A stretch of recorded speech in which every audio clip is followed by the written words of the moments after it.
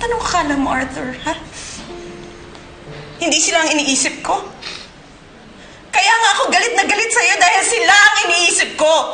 Iniisip ko yung nararamdaman nila, iniisip ko yung kapakanan nila. Yun ang hindi mo ginawa dahil madamot ka!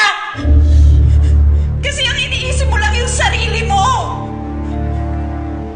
Umalis ka na, hindi ka naman nakakatulong eh. Mas lalo mo lang tinutulong ang pamilya namin!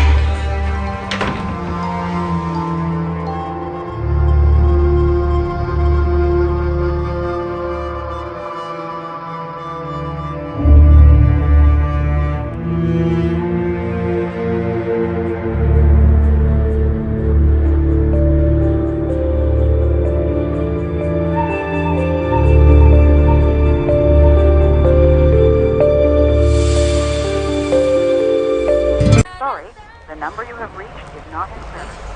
Cannot be reached na yung kapatid niyo eh. Nasaan kaya siya? Saan kaya siya nagpunta?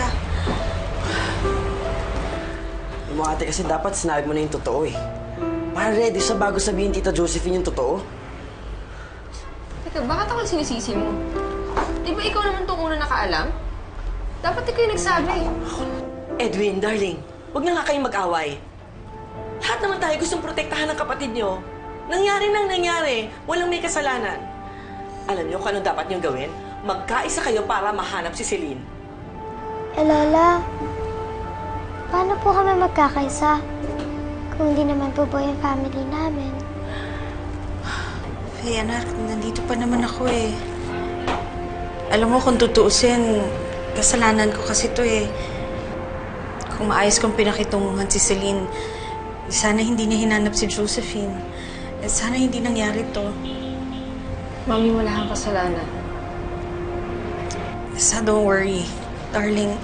Gagawin ko ang lahat. Hahanapin ko ang ate niyo. Gagawin ko lahat ng paraan para lang makita siya at bumalik siya sa atin.